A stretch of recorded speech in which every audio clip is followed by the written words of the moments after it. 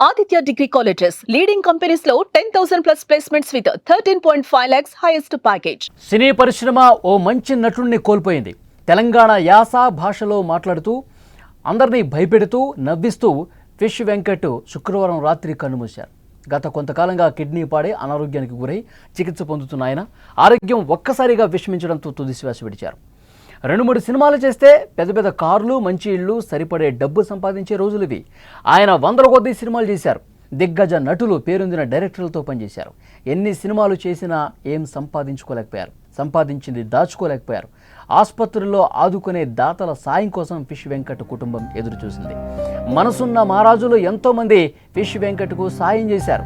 పలువురు సినీ, రాజకీయ ప్రముఖులు ఆర్థిక సాయం అందించి ఫిష్ వెంకట్ బతికించే ప్రయత్నం చేశారు. కానీ టాలీవుడ్ నుంచి మాత్రం ఆశించిన స్థాయిలో సాయం అందలేదనే అసంతృప్తిని సినీ అభిమానులు వ్యక్తపరుస్తున్నారు.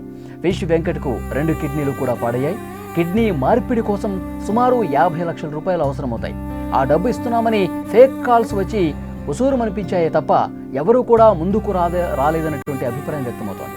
ఫిష్ వెంకట్ విషయంలో మీడియా మాత్రం ముందుకొచ్చి అండగా నిలబడింది. ఆయన పరిస్థితిని నలుగురికి తెలిసేలా చేసి ఆయన్ను కాపాడే ప్రయత్నాలు చేసినా చివరికి ఫలితం లేకపోవడం మాత్రం అత్యంత బాధాకరం. ఫిష్ వెంకట్ చనిపోవడంతో ఆయన కుటుంబం తీవ్ర దుఃఖంలో కూరుకుపోయింది. భార్య, పిల్లలు కన్నీరు మున్నీరుగా వెలిపిస్తున్నారు. ఆయన్ను ప్రాణాలతో రక్షించుకోవడానికి వారు చేయని ప్రయత్నాలంటూ లేవు. కాపాడాలని కన్నీళ్లతో చేతులెత్తి వేడుకున్నారు. బతికించాలంటూ దేవుణ్ణి ప్రార్థించారు. కానీ వారికి కన్నీళ్లే మిగిలాయి. ఎవరో ఒకరు వస్తారు, సాయం చేస్తారు, ఫిష్ వెంకట్ బతుకుతాడు, మళ్ళీ సినిమాల్లో అడుగు పెడతాడు అని అందరూ భావించారు. కానీ ఆయన మరణం మాత్రం తీవ్ర దిగ్భ్రాంతికి గురి చేసింది. చందానగర్లో ప్రైవేట్ ఆసుపత్రిలో గత కొంతకాలంగా ఆయన చికిత్స తీసుకుంటూ ఉన్నారు.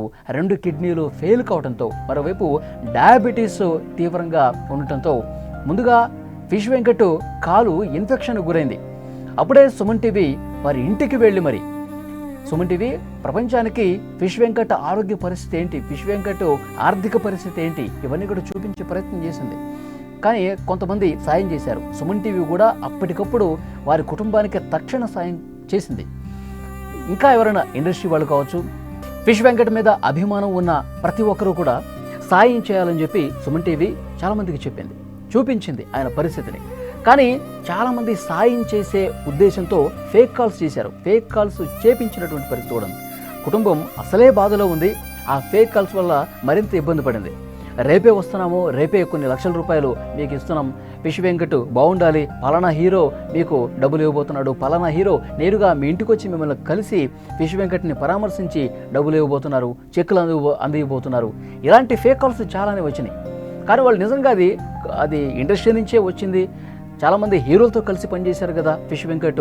ఆ హీరోలే వాళ్ళతో ఉన్నటువంటి అనుబంధం మేరకు నేరుగా వచ్చి పరామర్శించి డబ్బులు ఇస్తారేమో అని చెప్పి వాళ్ళు కూడా ఎదురు చూశారు. కళ్ళు కాయలు కాసేలు ఎదురు చూశారు. కానీ ఎవరు రాలేదు. తర్వాత తెలిసింది ఇవన్నీ ఫేక్ కాల్స్ చేసి చాలామంది నమ్మించి ఈ విధంగా బురుడి కుట్టించారని చెప్పి తర్వాత అర్థమైంది. కానీ ఆ కుటుంబం అసలే బాధలో ఉంది. ఎవరో ఒకళ్ళు దాతలు ముందుకు వస్తారు, సాయం చేస్తారు. 2 కిడ్నీలు పాడైపోయినాయి. ఆ 2 కిడ్నీలను కూడా మళ్ళీ బాగయ్యే విధంగా ప్రయత్నం జరుగుతుంది. మళ్ళీ ఫిష్ వెంకట్ పూర్తి ఆరోగ్యంతో డిశ్చార్జ్ అయ్యి ఇంటికి వెళ్తారని చెప్పి అందరూ ఊహించారు. కానీ ఈలోపే జరగాల్సిన నష్టం అనేది జరిగిపోయింది. ఫిష్ వెంకట్ తన ఆరోగ్యం పూర్తిగా క్షీణించడంతో ఆసుపత్రిలో చికిత్స పొందుతూ చనిపోయినటువంటి పరిస్థితి ఉంది. ఫిష్ వెంకట్ చాలా సందర్భాల్లో చెప్పేవారు, నేను సినిమా ఇండస్ట్రీలో నిలదొక్కుకోవడానికి చాలామంది డైరెక్టర్స్ నాకెంతో సాయం చేశారు. అలాగే సీనియర్ నటులు శ్రీహరి గారితో ఉన్నటువంటి అనుబంధాన్ని కూడా ఆయన గుర్తు చేసుకున్నారు. ఈ సందర్భంగా ప్రత్యేకంగా మాట్లాడుకోవాలి. ఎందుకంటే ఏ కష్టం వచ్చినా, ఏ నష్టం వచ్చినా తను వెన్నుంటి ప్రోత్సహించింది మాత్రం యాక్టర్ శ్రీహరి గారని చాలా ఇంటర్వ్యూలో ఫిష్ వెంకట్ గారు చెప్పారు. ఏదైనా బాధ ఉన్నా, ఏదైనా సమస్య ఉన్నా, ఇంట్లో ఏదైనా ఇబ్బంది ఉన్నా నేరుగా నేను శ్రీహరి గారి ఇంటికి వెళ్ళి అన్నా అని చెప్పి నేను ఏదైనా మాట్లాడినా, అన్నా అని చెప్పి నేను సాయం అడిగినా, నాకు ఇలాంటి సమస్య ఉందని చెప్పిన వెంటనే ఆ సమస్య పరిష్కారం అవటం కోసం చాలా ప్రయత్నం చేసేవారు శ్రీహరి గారు.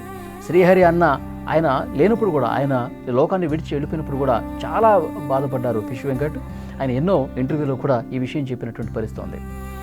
ఫిష్ వెంకట్ జీవితంలో చాలామందితో చాలా అన్యోన్యంగా గడిపేవారు. ఎన్నో మధుర జ్ఞాపకాలని పెద్ద పెద్ద ఆర్టిస్టులతో ఫిష్ వెంకట్కు ఉంది. ఫిష్ వెంకట్ ఆరోగ్య పరిస్థితి బాగాలేదు అన్నప్పుడు మాత్రం సినిమా ఇండస్ట్రీ నుంచి ఎవరూ కూడా పెద్దగా రియాక్ట్ అయినటువంటి పరిస్థితి లేదు. సినిమా ఇండస్ట్రీ నుంచి ఎవరూ కూడా, అంటే ఇంతకుముందు నేను చెప్పినట్టు సినిమా ఇండస్ట్రీలో ఉన్నవాళ్ళు ఎంత అనుబంధం ఉందని చెప్పి పైకి కనిపించినప్పుడు కూడా ఆయన ఆసుపత్రిలో చికిత్స పొందుతున్న సమయంలో ఆయన వెంటిలేటర్ మీద ఉన్నప్పుడు ఇదంతా కూడా సుమన్ టీవీ లాంటి మీడియా సంస్థలు ప్రపంచానికి చూపించినా, ఇండస్ట్రీకి చూపించినా సరైన విధంగా స్పందించలేదు, సరైన విధంగా సాయం చేయలేకపోయారు. కొంతలో కొంతైనా మానవత్వాన్ని ప్రదర్శించి ఉంటే, కొంతలో కొంతైనా సాయం చేసి ఉంటే, 10 మంది స్పందించి ఏమైనా ఫండ్ రైజింగ్ చేసి డబ్బులు ఇప్పించగలిగి ఉంటే ఫిష్ వెంకట్ పరిస్థితి బాగుండేది అని చెప్పి చాలామంది ప్రస్తుతం మాట్లాడుకుంటున్నటువంటి పరిస్థితి ఉంది. ఆయన ఇండస్ట్రీకి రాకముందు చేపల వ్యాపారం చేసేవాళ్ళండి. ఒక సాదాసీదా చేపల వ్యాపారిగా ఫిష్ వెంకట్ ఉండేవారు. ఆ ఫిష్ అనే పేరు కూడా అట్లాగే వచ్చింది. ఫిష్ వెంకటేష్. ఈయన హైదరాబాద్లోనే పుట్టి పెరిగారు కాబట్టి ఆయన ఆ హైదరాబాద్ లాంగ్వేజ్, ఆ యాస భాష కూడా ఆయన పోషించిన పాత్రలు బట్టి మనకు అర్థమవుతుంది. విలన్ పక్కనే ఉండి తెలంగాణ యాసతో ఏ విధంగా మాట్లాడేవాళ్ళు, ఏ విధంగా డైలాగ్స్ చెప్పేవాళ్ళు, ఏ విధంగా నవ్వించేవాళ్ళు మనందరికీ తెలుసు. సో ఇండస్ట్రీలో ఉన్న చాలా పెద్ద డైరెక్టర్లు కూడా ఫిష్ వెంకట్ కోసమే కొన్ని సీన్స్ క్రియేట్ చేసి ఫిష్ వెంకట్ కోసమే కొన్ని ఆ క్యారెక్టర్ని డిజైన్ చేసినటువంటి సందర్భాలు కూడా ఉన్నాయి. చాలామంది డైరెక్టర్స్ చెప్పిన పరిస్థితి ఉంది. అయితే ఫిష్ వెంకట్ ఆరోగ్యం గత కొన్నాళ్ళుగా అస్సలు బాగాలేదు. ఆయన డయాబెటీస్తో బాధపడుతున్నారు. కాలుకి ఇన్ఫెక్షన్ అయింది. ఇన్ఫెక్షన్ అయినటువంటి సందర్భంలో కూడా ఈ విషయం చాలామందికి తెలియదు. చాలామందికి తెలియకుండానే ఆయన ఇంట్లోనే ఏకాంతంగా గడిపిన పరిస్థితి ఉంది. ట్రీట్మెంట్ కూడా సరిగా చేయించుకోలేక ఇంట్లో గడిపినటువంటి సందర్భం ఉంది. ఎందుకంటే అంతకుముందే సుమన్ టీవీ ఫిష్ వెంకట్తో వీడియోలు చేసింది. ఫిష్ వెంకట్ ఆరోగ్య పరిస్థితి తెలుసుకొని నేరుగా సుమన్ టీవీ అక్కడికి వెళ్ళి వారి కుటుంబంతో మాట్లాడి సాయం చేసింది. ఆ తర్వాత ఇండస్ట్రీకి తెలిసిన ఫిష్ వెంకట్ ఆరోగ్య పరిస్థితి, ఆయనకి సినిమాలు లేవు, క్యారెక్టర్స్ లేవు, ఆయన ఎలాంటి సినిమాలు కూడా చేయట్లా, ఎందుకంటే ఆరోగ్యం బాగాలేదు. మరి ఆరోగ్యం బాగాలేదు, ఒకవైపు డబ్బులు లేవు, ఆయన చికిత్స తీసుకోవడానికి కూడా ఇబ్బందికర పరిస్థితులు ఉన్నాయి. అయినా కానీ ఎవరు కూడా పెద్దగా రియాక్ట్ అవ్వలేదు. అందరూ కూడా గాలికి వదిలేశారని చెప్పాలి. నిజంగా పట్టించుకొని ఉంటే మనతో పాటు కొన్ని వందల సినిమాలు చేశాడు కదా, మనతో పాటు కలిసి ట్రావెల్ చేశాడు కదా సినిమాలు, మనం ఎక్కడికి పిలిస్తే అక్కడికి వచ్చి యాక్ట్ చేసినటువంటి పరిస్థితి కదా. సో మన ఇండస్ట్రీ పర్సన్ని, మన కమెడియన్ని మనం ఎందుకు పోగొట్టుకోవాలని చెప్పి ఇండస్ట్రీలో కొంతమందైనా ఆలోచించి సాయం చేసి ఉంటే పరిస్థితి బాగుండేది, ఆరోగ్యం కుదుటపడి ఉండేది, కొంత సాయం చేసి ఉంటే అని కూడా ముఖ్యంగా అభిమానులు మాట్లాడుతున్నారు. ఫిష్ వెంకట్ కామెడీని విపరీతంగా అభిమానించే అభిమానులు ముఖ్యంగా హైదరాబాద్లో చాలా ప్రాంతాల్లో ఆయన ఫ్యాన్స్ ఉన్నారండి. ముఖ్యంగా రామ్నగర్ ప్రాంతంలో ఫిష్ వెంకట్ కోసం ఆయన సండే ఇంట్లో ఉంటారేమో, ఆయనతో ఒక 10 నిమిషాలు మాట్లాడొద్దామని చెప్పి చాలామంది కూడా ఆయన ఇంటికి వెళ్ళి పలకరిస్తూ ఉంటారు. ఆయన ఆరోగ్యం బాగాలేనప్పుడు కొంతలో కొంత ఫండ్ రైజింగ్ చేసింది ఆయన అభిమానులే, అంతే తప్ప ఇండస్ట్రీ నుంచి పెద్దగా రియాక్షన్ రాలేదు. కొంతమంది పొలిటీషియన్స్ దాతృత్వం ప్రదర్శించారు, నేరుగా వచ్చి కుటుంబాన్ని పరామర్శించి కొంత డబ్బులు కూడా ఇచ్చిల్లారు. కానీ 2 కిడ్నీలు మళ్ళీ మార్పిడి చేసి ఆయన సాధారణ స్థితికి వచ్చేంతటువంటి సాయం కూడా ఇటు ఇండస్ట్రీ నుంచి కావచ్చు, దాతలు ఎవరూ కూడా సరైన సమయంలో సకాలంలో స్పందించకపోవడం వల్ల ప్రస్తుతం ఈ విధంగా జరిగింది. మనల్ని విడిచి ఫిష్ వెంకట్ వెళ్ళిపోయిన పరిస్థితి. సినీ పరిశ్రమ ఒక మంచి నటుడిని కోల్పోయిందని చెప్పాలి. తెలంగాణ యాస భాషలో భయపెడుతూ నవ్విస్తూ ఫిష్ వెంకట్ ఆఖరికి గత రాత్రి ఆయన చనిపోయారు. గత కొంతకాలంగా కిడ్నీ పాడై అనారోగ్యానికి గురై చికిత్స పొందుతూ ఒక్కసారిగా విషమించడంతో ఆయన తుది శ్వాస విడిచిన పరిస్థితి.